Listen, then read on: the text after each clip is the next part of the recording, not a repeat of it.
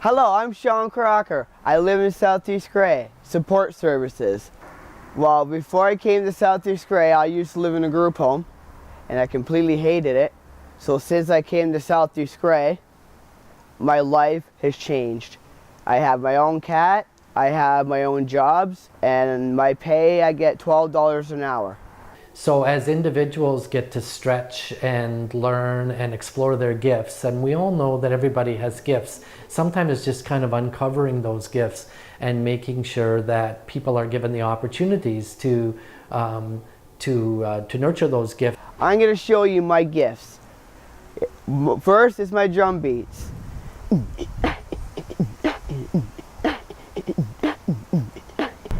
Sean has really, I think, blossomed in terms of developing his decision making, and that it's not the support agency that needs to be making the big decisions in his life.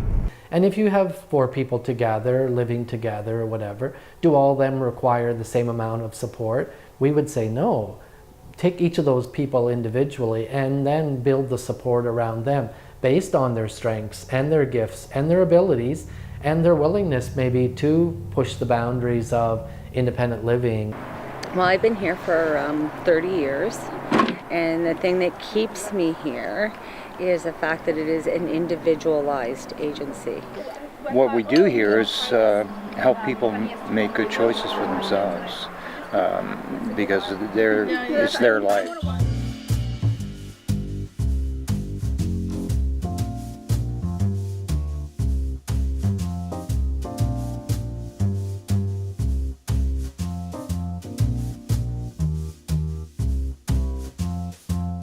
So about 7 years ago, we decided it was time to start planning for the end of contract work.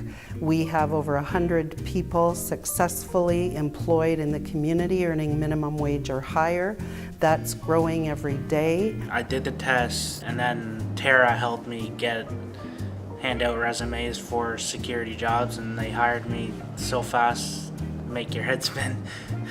We were recently accredited through the Council on Quality and Leadership, which focuses on person-centered excellence.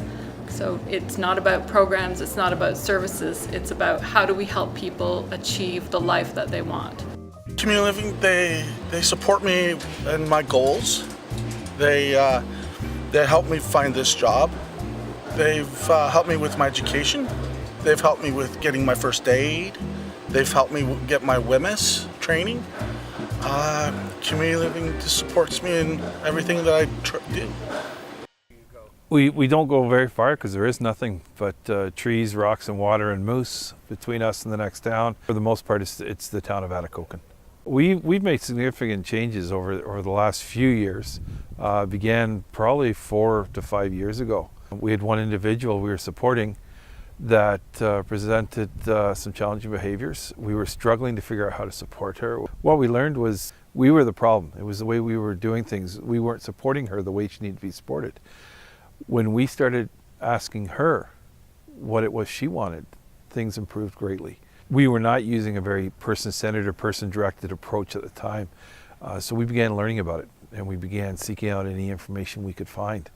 And that was what began the transformation of our support services to a more person-centered, person-directed approach. Linda is an amazing person for everything that she's been through in life and the challenges that she has. She has got a heart of gold. I want to be happy. Okay. I want to be happy always, come through my life. Yeah. And I have a new family now. Yeah. Here in Atikokan. Yes, we've been very excited over the last couple of years to have embarked upon a transformation of our sheltered workshop and former day program services. We rediscovered ourselves to some point around knowing that we had to have open and honest communications with parents. We had to approach the change in supports to individuals one person at a time. We also needed to look at how employment was going to play a key role in this change process. You know, these are workers that are reliable, that show up, that are committed, that never call in sick, that really enjoy their jobs. Certainly they fulfill the need of the employer. I would probably say a spin-off is they bring something to the workplace, but that's not the piece that we're selling to employers. We're selling that these are hard, dedicated, committed workers that can certainly contribute to your business. We did embark on a process of summer employment for youth. And in our second year, so we started in the summer of 2015, we had 3 youth employed with disabilities employed in the community at competitive wages. This past summer, we were up to 19 youth employed in the community with 17 student job coaches that were funded through a combination of federal government funding as well as some contributions through Community Living Algoma. Yeah, I think we come from a history of people with intellectual disabilities being highly marginalized, and the public not really understanding what they can do, are able to do, and how they would contribute to the community. So a lot of the traditional agency focus is really on almost creating a sort of a parallel society where they can exist safely and have nice people around them in a home and in a place where they go and spend the day and go back to that home.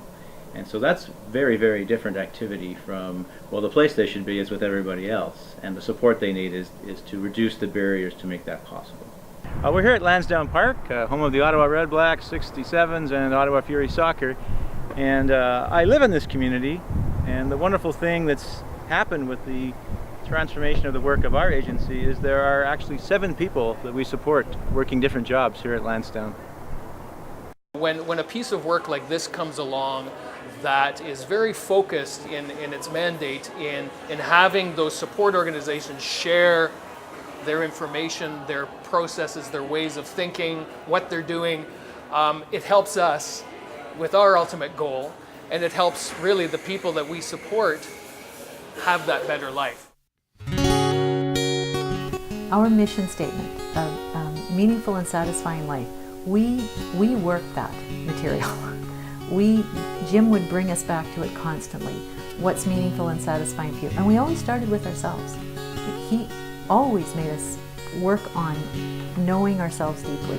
He was talking about a good life is a meaningful and satisfying life because he was an existentialist, right? So he brought a really passionate, crazed existentialist conversation to our management table. Every Wednesday when we had our management meetings, we were talking about values and vision. Always, and meaningful and satisfying, and doing personal exercises about driving deep to what was meaningful and satisfying to us.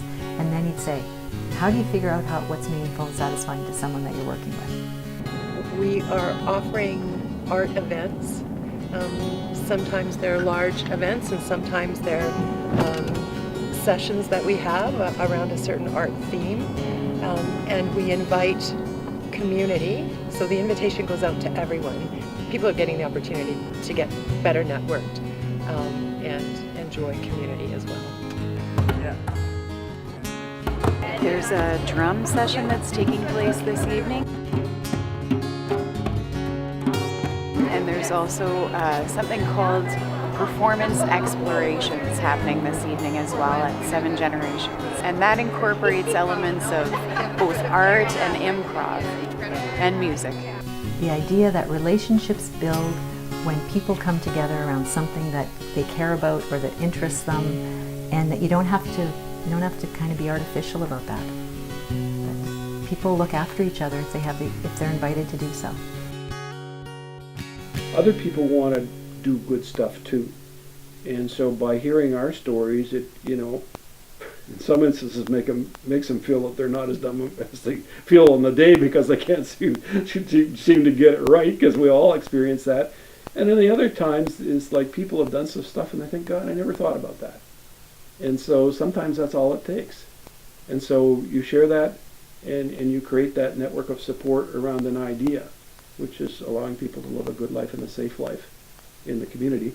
We recognize how important it is to not just work with individuals to bolster up their life, but also to work from a more broad-based perspective of how is our community functioning.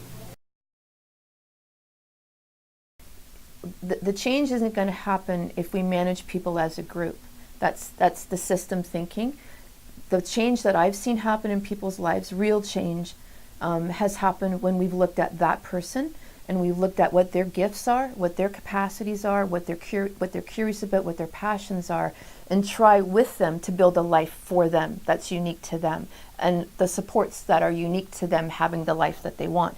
That's when the real change happens. Thunder Bay Police Services have been a champion as far as hiring people. Community Living Thunder Bay got me through the summer youth experience that they have here, which is known as C, but they showed me what to do and how to get into the job.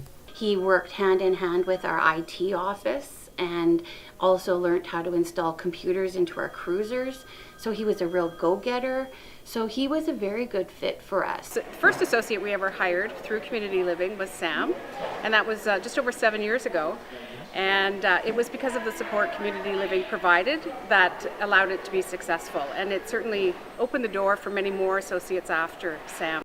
So I'd like to say that I've seen a lot of change, but I really haven't, because it's not catching on and people don't know how to move forward, and a lot of agencies are getting stuck. And it was a lot of thinking about human rights. It was a lot of push from People First members. It was push from individuals and families, so people and their families were talking about alternatives. There were experiences with real work and real pay. There were experiences with having home of your own and not having to. So there were a lot of things that built up to the decision to end programs. So all the congregated, segregated programs were ended basically in 1990. So that's when there was a major shift. People here, employees of Community Living, were laid off and they were hired back on teams to work for individuals, so to work for people. And so that was huge. It was great. It was wonderful in many, many ways. It wouldn't work for Shirley to live far from downtown or to live in a place that wasn't accessible. She needs to drive her own ship, so to speak. She needs to make her own life choices. So living close to downtown in a fully accessible place is what works for her. For Robin, she couldn't stand living in a fourplex in an apartment. She really, it just did not work for her. She liked to get up and sing and do some things and listen to her movies and whatever, and she can do that, all those things, and be very independent in her own home. So she was a long time institutionalized. And you can imagine, because Linda doesn't speak for herself, that people would assume that they know what's right for Linda always. And what we've learned through the years is that Linda can really communicate all kinds of things, even if she doesn't use her voice. And she relies on people who know her well. The idea is to fix the community so everybody is included. We've achieved what they refer to as Person-Centered Excellence Accreditation with Distinction, and we were informed that we're the only ones in the country to have achieved this high standard, and one of only 6 in the world, which is quite an honor. And with that honor goes, I think, some responsibility. And our organization and our board and many of our members in our community are more than prepared to assist and help and offer opinions to anybody who's interested in trying to go through the process that we went through, to help them learn what works and what doesn't work, and to share the knowledge that we've acquired in our process. Our organization has been through an accreditation process 3 times now. So the first 2 times we used the Council on Quality and Leadership. We were introduced to using personal outcome measures, which measures quality from the perspective of each individual person we support. So rather than us defining what quality is and how we should impact people's lives, we have the people we support tell us what's most important, define it for themselves, and then our job is easier because we just have to do what they feel is most important to them. A lot of organizations aren't sure how to begin to change. They're not sure what approach to take. They're not sure the steps they need to take. And the project was started to help those organizations, to provide them with information and contacts to make their transition to person-centered supports much easier. If we can help share the knowledge that other people have gone through, the stories, the experiences of individuals, of their families, if people can hear that, they can feel the hopes and the dreams. If you focus on what people want, and most of the time that is to be partners and participants in their own communities. not partners and participants in group living or group workshops or group life skill programs. People want a healthy life, and that happens in a healthy community.